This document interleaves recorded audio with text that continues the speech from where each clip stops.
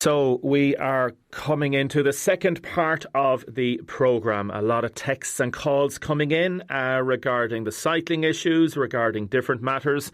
We had a caller to 051 846 123. Spoke to Audrey a minute ago. He's a suckler farmer. He says farmers are getting a bad press over climate change this week.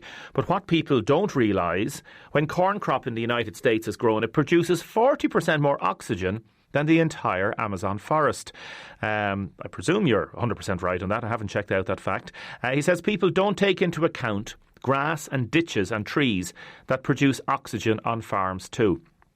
I agree with you, and I said that yesterday, caller. A lot of farmers do great work, and farming in general, farmers know their environment and they want to be part and make sure that they're farming in as environmentally friendly a way. And the REPS scheme, as it has been over the years, is testament to that. One of the issues I raised yesterday is that it's government policy, actual policy and strategy to increase the dairy herd by 22% between now and 2030. And 33% of our greenhouse gas emissions are from agriculture. And a lot of it has got to do from dairy cows. So how do you square that circle? Caller phoned in to say it was very hard to listen to Margaret this morning. No one should have to go through this. But sometimes people call an area like Ballybeg and it's not. There's lots of different estates around there. We need to be careful giving an area a bad name. I agree with you 100%, caller, and I said that specifically earlier on a number of times in the interview with Margaret, that there are mighty people in Ballybeg, and I know an awful lot of people in Ballybeg. There's in-laws of mine there, I have friends there. I know a lot of the lads with St Saviour, soccer and the boxing and all different things. I have greatest respect to people, and it could be any estate in Ireland, and that's what Tom Cronin was saying yesterday. It's not one particular estate. If you are a person living beside somebody or across from somebody, and if there is antisocial behaviour or effectively potentially criminal behaviour, how do you feel about it? So that's one of the reasons that we had that lady on this morning. Regarding cycling, Damien, this is an email in from Ger. He emailed Deise today at wlrfm.com. Damien, I'm a cyclist. I was knocked off my bike a couple of years ago in a hit-and-run accident. The driver of the car hit me with his car mirror as he passed me. The mirror broke off his car. I was knocked off my bike, thrown into the ditch and left at the side of the road. The driver stopped, looked out the window and then drove on. Drivers have no respect for cyclists. I hope the new laws will come into effect and be adhered to. Another caller. Damien, the need to give cyclists 1.5 metres, what are you supposed to do? Bring a measuring tape with you? And when was the last time you heard of a cyclist getting done for breaking the law, going through red lights or cycling on a footpath? Donald phoned in to say last Sunday he was driving from Anstown to Trevor. A group of about 15 cyclists, 3 abreast, were on the road. He was behind them the entire way. They never moved off the road to let him pass. He says respect works both ways. Let us know what you think, please. Another person texted us 083 333 975. A cyclist wearing a helmet doesn't affect a driver, only that a driver would think they'll bounce, because causing them to drive in a more dangerous manner. Damien, yesterday past the old cinema in Dungarvan, there was a woman in a jeep parked on the footpath. I had to get out on the road to get past. There was a space. She couldn't be bothered to park properly. And more people texting in about that. For example, in Abbeyside, a texter, cyclists should have to stop at zebra crossings. Example, near the lights in Abbeyside, they don't stop at all. Now, there's massive news tonight. Ireland are playing New Zealand in a football match, in a challenge, a friendly as it's called. And a young Waterford man, his name is Lee O'Connor, is going to be making his debut. Noel O'Connor is his dad. Noel, good morning. Not too bad, Damien. Are you excited? Oh, we get excited, Damien. Exciting times. It's a big match tonight. Big thrill for Villa and for our family and for Waterford to have Lee in the squad. And starting today, it's a major milestone in his career. At 19 years of age, his first senior cap for Ireland. Did he ring you the other day to tell you that he was going to be in the squad, or how did you hear? We have a family WhatsApp group. He was straight on it. Lee normally takes his time reacting to any text, but he was very quick off the mark when he was told he was in the squad by the athletic manager. So he arrived in Dublin on Sunday tea time. So he found out yesterday morning, just before Mick McCarthy's press conference about 9 a.m, that he's actually starting. So he was back on the WhatsApp group. So Yes, it was very, very good news, and he's thrilled. Oh, it's absolutely brilliant, isn't it? Like, so many people around Waterford and the South East would know him. I've seen him play myself, and he's just developed, and he's kept his feet on the ground as well, Noel. I know you'd be very strong with that as well. It's just, but he's very level-headed, isn't he? No, he's very, very level-headed. Lee's typical response to any question is grand. How did you play, Lee? Grand. Lee's a very steady player. He would do performance-wise. He's probably an 8 out of 10 every game. But even if he does a 9 out of 10 or has a 6 out of 10 game, his response is, how did you play? Grand. So he is very level-headed. He takes it all in his stride, and it's a good place to be, Damien, because you don't want to get big head like that, and Lee's definitely not that. When he was growing up, even we'd say the last 3-4 years, when he's 12, 13, 14 years of age, could you see it in him, Noel? Even go back a bit further, when he was very small, everyone in soccer, and particularly Villa, would remember the great Frank O'Byrne. Yeah. Frankie used to take over the under-11D team of the Villa, and he used to run the academy. The under-11D team would be the first taste of schoolboy football. At that time, under-11D was on the big pitch. So Lee's brother Aaron was on the under-11D team first when he was about 8 with Frankie. And Lee was about 4 or 5 at the time. And Frankie allowed Lee train in all the training sessions, developed his skills, done all the passing drills, shooting, etc., etc. And there was one condition. When Lee played the match, Frankie insisted that no one tackled him because he was only 4. So he had the blessing of Frankie, and had Frankie's coaching skills came through, and Lee developed from there as a 5-year-old basically. And from there then, all the different coaches through the Villa, which helped Tosh Cleary, different coaches like that, and Waterford, Tom Brown, etc., all helped and develop Lee to the player he is now. So we have a lot to be thankful for different people in Waterford. And did he play competitive matches at under 11D when he was 5 years of age? No. He would have trained with the team. He didn't play. He would have started played under 11D himself when he was 7 or 8. Again with Frankie.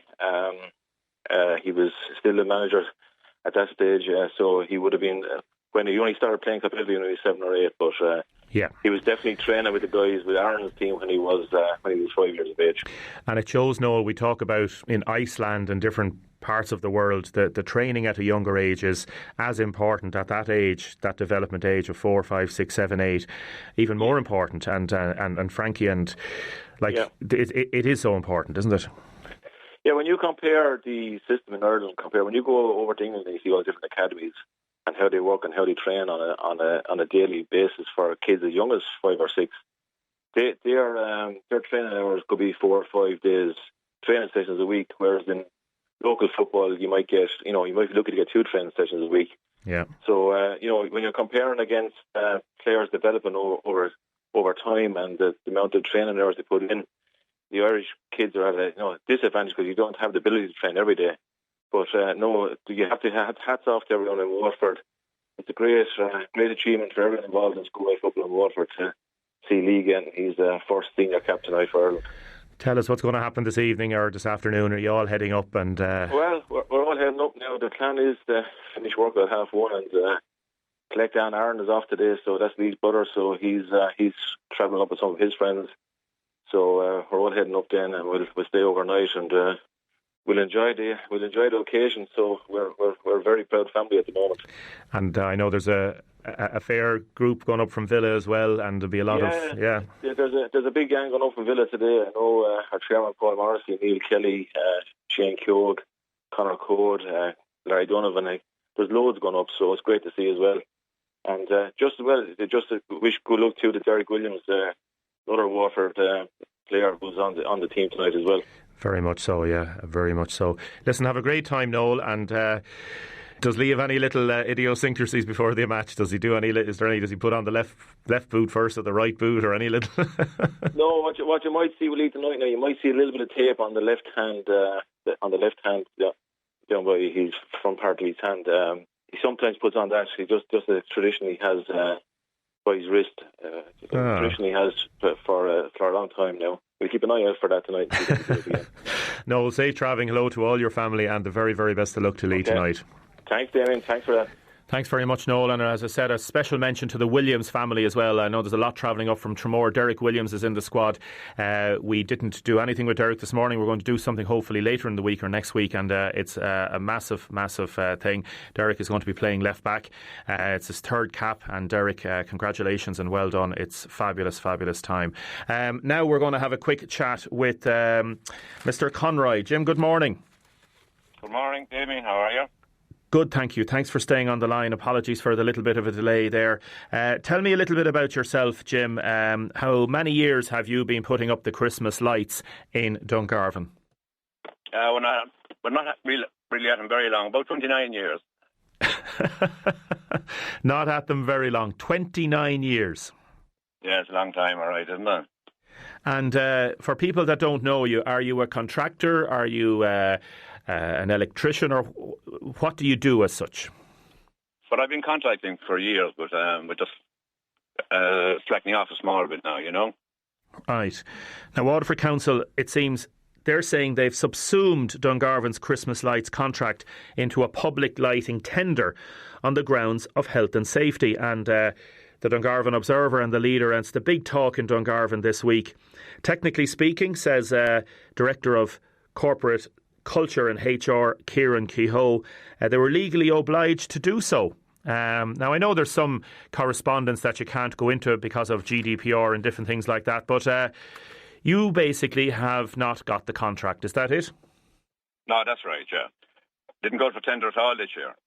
It didn't go to tender. Got it in 2017 with an option of doing it for 2018, which we done last year, but I knew last year then there was something coming off that it wasn't going to come up again. There was rumours out about new guys moving in to take it over, you know. So that's what happened then. And the contract has... Who's doing it? It's somebody from somewhere else, is it?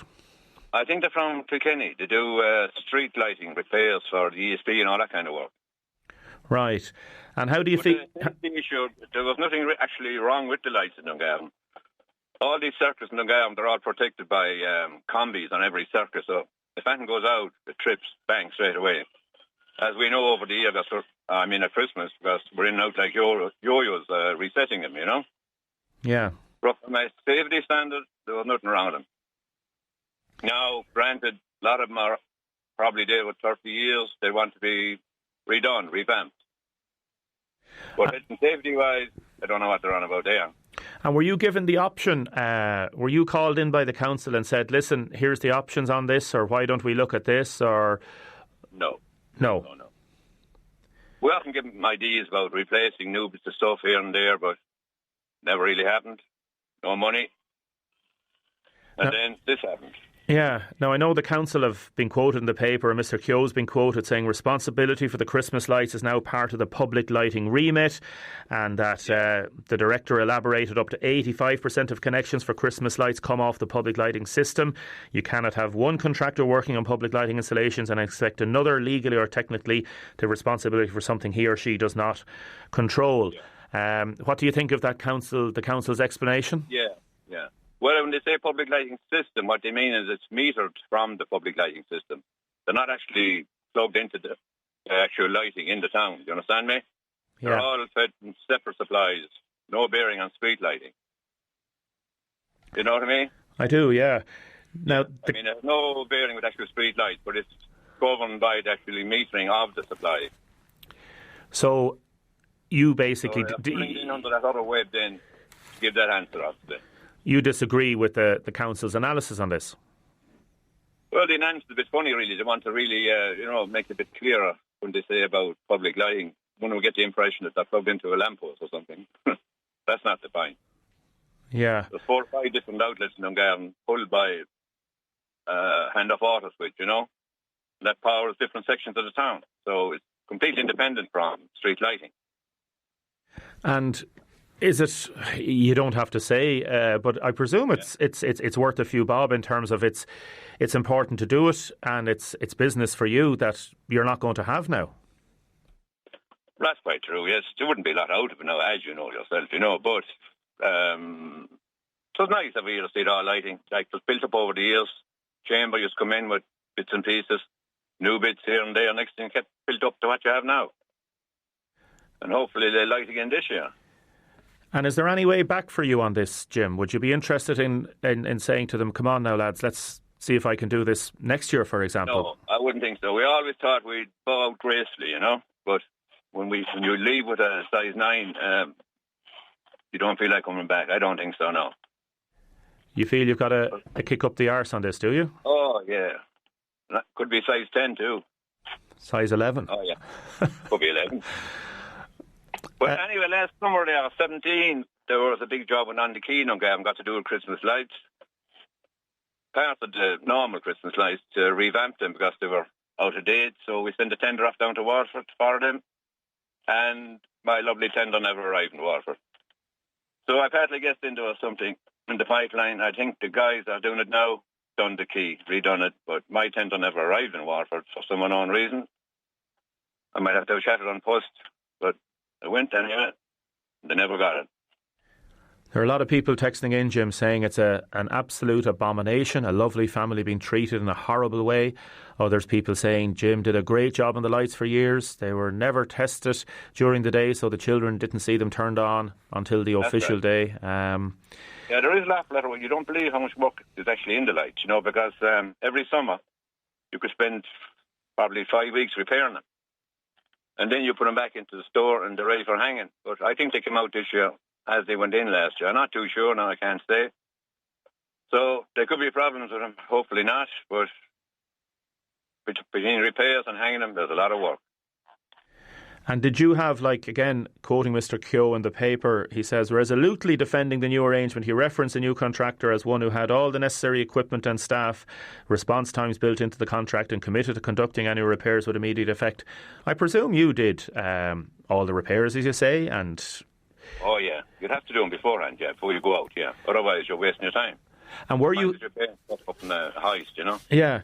If they're talking about health and safety regulations and all that, had they approached you and said what sort of standards and all that sort of stuff did you have? They were happy up to last year, were they? Oh, yeah. Yeah. And as the fella said, if it's not broken, why fix it, you know? Jim, as I say, a lot of people texting in saying it's a disgrace the way you've been treated. Listen, mind yourself and to you and your family. That's grand, no problem. Thank you, Damien. Thanks, Jim. But I'd like to take this opportunity, said the Yank, to thank all the people in Dungarvan for putting up with us the last 29 years and wish them all a very happy Christmas. Jim, happy Christmas. Same to you. Goodbye. Goodbye, Jim. Talk to you soon. Now, a lot of people texting in support for Jim. Jim employed local people and used local businesses. Damien, councillors have no say in Dungarvan. They got rid of the town council. That's from Frankie in Dungarvan.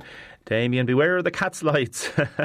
Damien, Jim did a great job on the lights for years. They were, as he said, never tested during the day and the children turned them on until the official day. He fixed problems before people knew there was a problem. A lot of people saying that an absolute abomination, a lovely family treated in a very difficult way. Words fail me. I hope the family get the answers they need. I wish James the very best going forward. That's from Edgar, local business owner of Edgar School of Performing Arts, and other people texting in about the cycling. We will come to all those texts and all those comments shortly. Firstly, we're going to do a little chat with Sharon Doyle from the Waterford Food Bank. Hello, Sharon. Hello, Damien. How are you? Good, thank you. And we've got Vivian Burns. Hello, Vivian. Hi, how are you? Good, thanks. Tell us, we've got a Christmas appeal, the Helping Hands Christmas appeal. Tell me a little bit about it. It's the Manona Deise Facebook group, a women's health group on Facebook, are doing an appeal for Christmas for both Helping Hand and Waterford Food Bank. And we're both looking for different things for our appeal. In terms of Waterford Food Bank, we're doing, as we were in with you there going back a few weeks ago for our launch, and we do weekly hampers for those in need in the city, and we're doing hampers for Christmas, and we're looking for treats like biscuits, sweets, selection boxes, anything at all that people can manage to get to give us to put in our Christmas hampers. And then Helping Hand have, which Vivian will talk about, are looking for different things then. How has the food bank been, or how have you found it since you launched? Well, it's fantastic. We've reached now the 400,000 meal mark. 400,000? 400,000 meals we've provided since our inception in 2017. And we're currently feeding 540 people a week, or over 100 families a week. And for Christmas, we're looking at about 200 families for our Christmas hampers. So in terms of what will be in them, there will be the regular items that we have all the time, the non-perishable food and the meats, the things we contribute to them, the meat, the milk, the bread, the eggs, all the extra things we put into it. And also there will be a boned and rolled turkey and a ham, etc. So we just want to supplement that, some treats, etc. to put into the hampers. Vivian, tell me about the Helping Hands aspect of this. Well, Helping Hand has been running in Waterford since 2015. It started off with a stall on the quay, providing hot and cold snacks and toiletries and sleeping bags to people who were homeless in Waterford. As we know, we have a huge homeless crisis in Ireland at the moment, and a hidden homeless crisis. So now, due to the kindness of St Patrick's Gateway, we provide a service Monday to Friday where anyone who's homeless, and not only people who are homeless, people who are paying extortionate rents, and by the time they pay them, there may not be money left for food, will come into us Monday to Friday and have their dinner. We also provide sleeping bags and tents. We provide bags of food for people to take away, toiletries, clothes, underwear, the basics really that people need. It's amazing, some people would say there's not a need for this. There obviously is. Well, the numbers tell us that there definitely is, and our numbers are rapidly growing. Sharon? It's the same in our service. Since the launch, since we've given out our details, people contacting me through our Facebook page, on our phone number, texting me every day, asking for assistance, saying that they can't make ends meet. They don't have food, which is a basic human right. Tell us about the collection point, the Ma's on a Mission, and what's happening this Saturday. Well, Ma's on a Mission are doing a collect. This is separate to this. They're doing a collection this Saturday, and it'll be in Woody's car park here in Waterford from 10 until 1. And you can bring along, on their page they have different age groups. You can put it in the bags for whether it's a boy or a girl and for what age group it's for, and then you could also give vouchers for teenagers and stuff like that. So I know a lady that I know called Mary Foley is involved in it, and she'd be there on the day, and there's a number of people, and they're going to organise some kind of a Christmas feel to it as well, and that kind of thing. So it should be a good morning. So if people are in a position to donate, they should certainly go along and support that appeal as well. And in terms of your Christmas appeal, how do people get in touch with you? Well, they can contact me directly, or they can go through the Manona Deise Facebook page or the Helping Hand Facebook page. For Helping Hand, it's really the life-saving stuff that we're looking for. We're looking for tents, sleeping bags, flasks, torches, hats, gloves, toiletries, food. And also we do look after vulnerable families as well, so we do appreciate anyone who will donate some ties to us. We've had some great support, and I can't thank Katrina English enough from the Manona Deise page who started this off. There are factories starting to get involved. I'm speaking myself at Educate Together School in Carrickferrish tomorrow to the children, and the parents are going to get involved and start donating there. So, stuff is starting to come in, and it's badly needed. Can I just say, we've partnered with a number of organisations as well. I just want to give them a mention. There's STS Electrical Engineering. St Dominic's Credit Union came out to us at our open day last week, are going to collect. Sun Life, or volunteers, they're going to collect. We have a volunteer at the moment I want to give a special mention to, who's doing 3 weeks work experience with us at the moment from the National Learning Network. It's Connor, and his tutor Magella was out with us as well, and they're going to collect there too. But if there are any organisations that want to partner with us and collect for us, we'd be delighted to hear that. You can contact me. Our phone number is 083 4211 341, and also to our Facebook page, and then to Manona Deise. Can I just give a mention to something else before we finish as well? Just throughout the year, I didn't get to mention this the last time, we did a school kids initiative as well, back to school initiative there in the summer, which Vivian worked with us on as well. And so we were doing school school kids there was 3 different, it was all colour coded based on ages, and we did 300 of them. So we got 100 of each, and we gave them out to kind of disadvantaged families to help get back to school. Now we're hoping to do that on a bigger scale next year, and get more people. And also West Farm have volunteered with us on that day as well, and provided volunteers, because they don't come packed, the kids. They come kind of, and all everything has to be packed and organised. Yeah. So we will need volunteer help as well in doing that next year. But we want to go bigger and better. What do they say? Go big or go home for next year. So that, just to mention that too.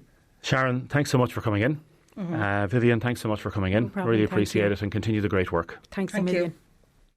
We'll be talking to Sorcha in a second. Firstly, a couple of your texts in. Damien, I was driving from Ballyraggett to Durrow on a very narrow road. There were 3 male cyclists, 3 abreast, that wouldn't allow me to pass. They kept looking back. One of them gave me the 2 fingers. Eventually, when I was almost at the furrow, I got past them. One of them hit the roof of my car. Cyclists have their own rules, which some of them don't obey, especially don't include obeying red lights. On the Greenway 2 years ago, I was cycling and a man on his bike coming from behind knocked me off and kept going. Some people should not be allowed on bikes. I think cyclists should have insurance. Damien, there should be mini high-vis clothing for all cyclists. Cyclists think if they have lights and dark clothing, their arms are viable or visible in the dark when signalling. They're not. And sometimes riding 2 or 3 abreast should be an offence, breaking the rules. So a lot of people giving out about cyclists, and others then saying that motorists do not respect cyclists. Watonia said, what laws about cyclists who speed down hills and inclines don't have any regard for motorists or pedestrians? On cyclists, are you allowed to break a continuous white line to overtake them? A very good question. As far as I understand, if there is nothing coming, and if I don't know, we'll find out that. I'm not going to give an advice one way or the other on that. Sorcha, good morning. Hi, hello, good morning. Thanks very much for joining us this morning. How are you? I'm really good. And you? Good. Are you a little bit nervous? Yeah, a bit. Not about coming on the radio, because we're just having a little chat. Sorcha Gibney Sheridan, where are you and how old are you, Sorcha? Well, I'm 15 and, right now, or where do I live? Yeah, where do you live? Oh, I live in Lismore in Waterford. Lismore in Waterford. And which school do you go to? Blackwater Community School. And do you love it? Yes. And tell us about your involvement or interest in the environment. How has this come about? Well, I've always been interested in the environment and been a part of the green team in my school. But I was doing some research for an article for the school newspaper on Indonesian wildfires when I came across an article by The Independent about the Youth Climate Parliament by RCE. Yeah. And I think that's how I found out about it. But I've always been interested in matters to do with climate. And in terms of the school, and do you talk about things like this in school? Do you talk about it with your friends, for example? Yes, I do. We talk about it a lot, about how the world's going to end soon. Do you think the world's going to end soon? Maybe. It depends on how we react to what's occurring right now. Okay. Explain that to me. What do you mean by that? Well, with all of the carbon dioxide in the air and all of this manufacturing of plastics and cars, if we don't stop making all these things and start using renewable energy sources, then soon we will reach a point where we can't go back. They say that in 12 years' time, climate change will be irreversible because all the trees that we keep on cutting down, if we don't stop cutting them down, they'll automatically just go away and degrade, and all of the forests will desertify. And it's kind of scary. And what about if people say that you're over-exaggerating? Well, it's not. When people say that, what they're saying is that, even if climate change isn't as serious as we think it is right now, what we're doing is still helping everyone. So if we want to get rid of cars, we'll start people using bikes instead, or start using public transport. That's not only good for the environment, it's good for us too. And we'd make the world such a better place. not just the environment, we'd all be much more healthier and happier as well. Okay. And you're one of the 156 young people aged from between 10 to 17 who are going up to the Oireachtas, into the Dáil, and you're going to be having, I suppose, a mini climate parliament. Is that it? Yes, we are. And we have to write our own proposals on climate change. Okay, and this is going to be broadcast live on RTE2 and the Oireachtas TV. When is it taking place, Erica? It's taking place tomorrow from 9:35 a.m. to 10:15, and then again at 2:40 to 3:30 p.m. And are you heading up this evening or driving up in the morning? Heading up in the morning. Heading up today. Okay. Well, listen, safe travelling and the very best of luck. Thank you so much. And I hope it's a great experience for you. And we will be watching with interest on the telly tomorrow. Okay.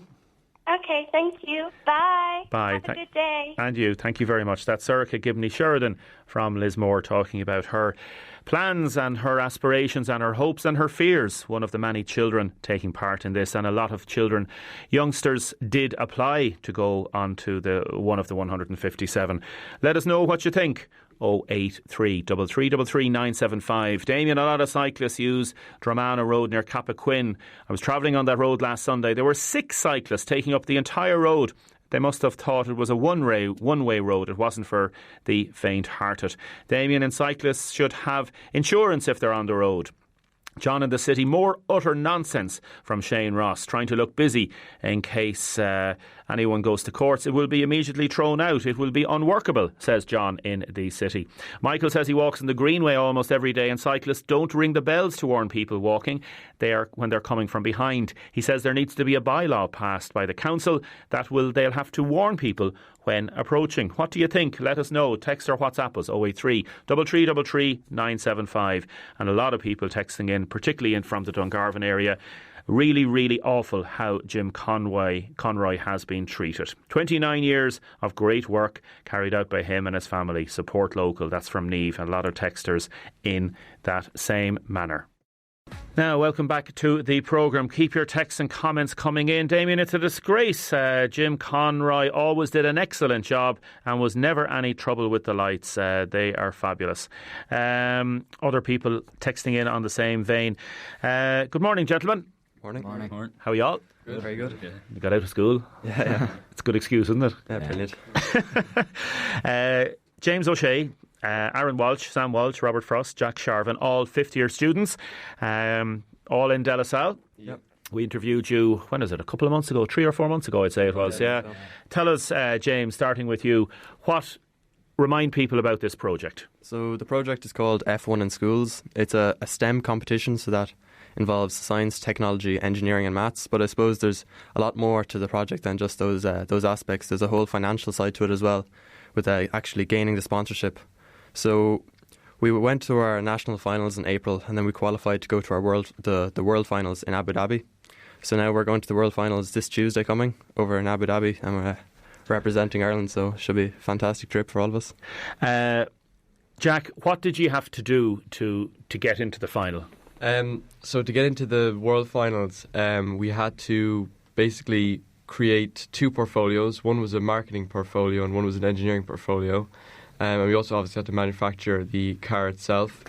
And for raising money, we all had to go around and basically create this little sponsorship prospectus and go around to different companies all around Waterford to raise money. And we were getting donations, and then it went on to sponsors, of course. Robert, tell us about the response from people out there. How was it? How has it been? Well, we had fantastic support from all the companies that we went to, and they were really helpful. And some of them, like Waterford Institute of Technology, helped us with the manufacturing of the car, and they gave us advice. Other companies gave us advice on our social media, and they were really helpful with our project. How much money did you have to raise? We had to raise around €20,000. €20,000. That's what we said at the time. Sam, come into the microphone there a little bit, Sam. Have you raised it? We have, yeah. We've exceeded our budget. You've raised 20,000. How much have you raised altogether? There's 23,000 euro. 23,000 euros. That's phenomenal. Yeah, it's mad. Isn't it mad? Yeah, It's it is, crazy. yeah. It's mad, Ted. But, like, I remember when you were in and people were texting and saying, we hope you can do it. But then you had to go out and actually do it. And actually, that's to raise that amount of money shows the support that you have and also people believing in your project. Did a lot of people ask about the project? Yeah, when we were going around, we got a lot of questions about different aspects and know what it was all about. But everybody that we said to actually seemed really interested in it, and they were more than willing to help us in any form they could. If they couldn't give sponsorship, they were giving advice or giving us contacts. Anything to just help us push forward. And why do you need so much money? Why do you need 20,000? I imagine like going over to Abu Dhabi, 5 lads for 2 weeks is very expensive. So obviously there's the competition expenses, there's entries, fees, and then manufacturing the car. You have to make a display when we're over there. And then also we have to live and survive over there and pay for accommodation and food. So altogether our budget came in to around 20,000 euro. Aaron, tell us about the excitement of going over next week. What's the plans? Where do you fly out from? Where are you going to be staying? We fly out from Dublin on Tuesday morning and we arrive over in Dubai, and we stay in Dubai for 3 days and meet the collaboration team that we're working with. Just, it's from working over the phone and the internet just to meet them in person, and then we'll go to Abu Dhabi and then we'll set up our pit display, do the competition there, and then just live out the rest of the days. Tell us about who's going over with you. So Mr. O'Brien, our lead teacher, is going over, and the 5 of us. And we'd just like to thank Mr. O'Brien for all the work that he's done. He's done a serious amount of work behind the scenes. And we're really grateful for that. He has done marvellous amounts of work, really marvellous amounts of work. Tell us about the excitement of what you're hoping to learn over there, James. Well, I suppose there's a lot to learn with the different cultures, us coming from Ireland and then meeting the other team, UAE. So I suppose there'll be a few cultural differences, and then it'll be quite different because we've worked with them on the phone for the whole competition, and then meeting these people face to face. That'll be quite a shock for some of us, maybe, to get used to it all. And then I suppose the whole different countries and meeting all the different countries. It's a lot of international people come together. So. Okay, I think we have an issue there at present. I'm just going to see if we can play something here now for a second. Let's just see.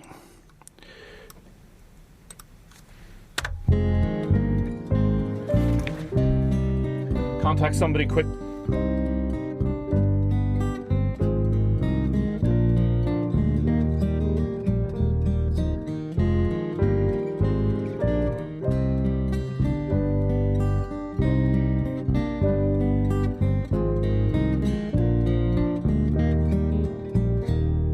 We know that we're in trouble when we're starting to pine, going into decline, but we've only been parted for one day. We know that we're in trouble when time after time we finished each other's lines, but it shows that we both think the same way. And we're inextricably linked. It's as though we've always known it. Now, sorry about that. We had some technical difficulties there, so we just played a little clip of Inextricably Linked by Deise and Mona Manahan. Now, we still have the lads here in studio. Lads, you were just saying that it's going to be so amazing. What are the prizes? What plans do you have, or what can you do? So, if you win the competition, the whole team wins a scholarship to the University of London for any course, full-blown scholarship. And if you come second or third, which is a podium finish, you get an interview for a scholarship to, I think it's UL as well, University of London. And yeah, there's also other prizes for things like best engineered car and best portfolios and things like different projects as well. I honestly don't know what you'd win for that. I think it's just some sort of a trophy thing. Robert, how do you all get on? I said this to you before. You're all still getting on great. You haven't killed each other. No, we all get on really well. Like, we're friends outside of this, so there's been no problems. We're working together. And in terms of Sam, finding out about Saudi Arabia and stuff like that, and about Abu Dhabi and issues such as that, UAE, tell us, are you looking forward to seeing the new culture and different things like that? Yeah, it's gonna be a culture shock the first couple of days. It's a completely different side of the world. But we're going to, just imagine, we're going to settle in, get into the competition, and then just take whatever's there in our stride. Yeah, you'll have to take it easy now. You're only a certain age and there'll be no going out. You'll have to be in bed early and all that sort of stuff. Isn't that right, Aaron? Yeah, that's right. Just meeting other people as well, James, and getting involved and looking at other projects and learning from those type of things. That's just going to be so important. Yeah, I suppose there's going to be 52 countries represented at the competition, so there's going to be a lot of just meeting different people from all around the world. And it'll be the one time when we all have an interest in this project, and then there's people from all around the world coming together, so we'll all have something in common, even though coming from all these different backgrounds with different cultural aspects. So that'll be pretty amazing to see. We're thrilled, and everybody in the station here is thrilled that you've done it, and I know a lot of people around Waterford have commended you and praised you, and they did it when you were on the show the last time, so I know you want to thank everybody for all the support. Yeah, definitely. There's a few sponsors that we'd like to highlight. So we have Tom Murphy's, who sponsored us at the start. We have Irish Rail, Rival, Bosch & Lomb, Shure Engineering. Is there anyone else, Sam? O'Keefe's auto repairs. They gave us a donation at the start, but we went back to them looking to have to paint our car, and they were more than happy to help us out. And lots of others, and everybody that supported you. Thank you so much. Anybody, too many to mention. Lads, congratulations and well done, and keep in touch and let us know how you get on, won't you? Absolutely.